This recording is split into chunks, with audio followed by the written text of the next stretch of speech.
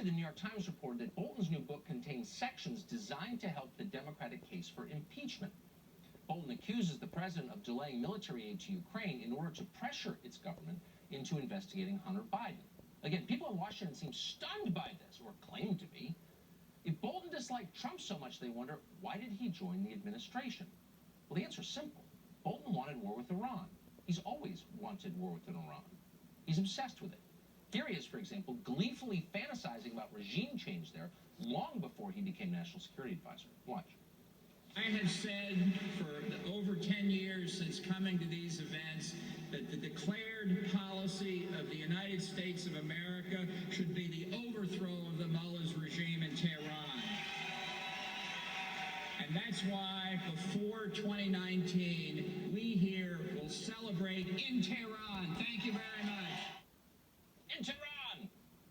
But Iran wasn't Bolton's only target. He also wanted more war in Syria and war in Venezuela, too. He wanted the war in Afghanistan to continue until your great-grandchildren are too old to serve. And of course, like all neocons, he wanted war with Russia. Lots of it. In 2016, Bolton cited Russia as one of America's greatest threats. Can you imagine? But not China. For Bolton, every conflict was the final test of America's resolve and a chance to use overwhelming military force. Maybe because he never served in the military himself, Bolton genuinely, passionately loved war. In the end, of course, he didn't get it. Trump blocked him at the brink of more than one conflict. Bolton finally left in well-deserved humiliation.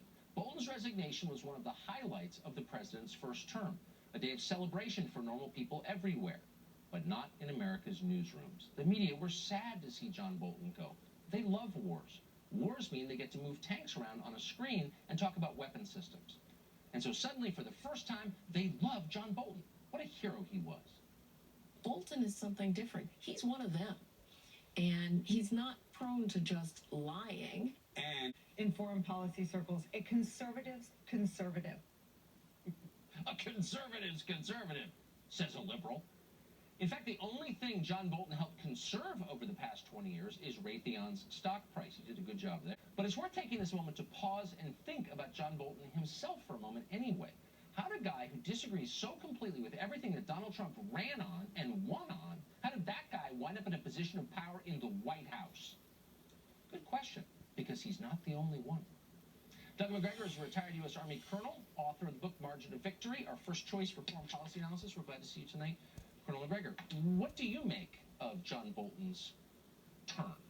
Well, first of all, I'm impressed with Washington, D.C. This is someone who probably is the most strident advocate for the use of American military power everywhere that we've ever had in the White House. But because specifically he spoke publicly and said that Libya could be a good model for North Korea.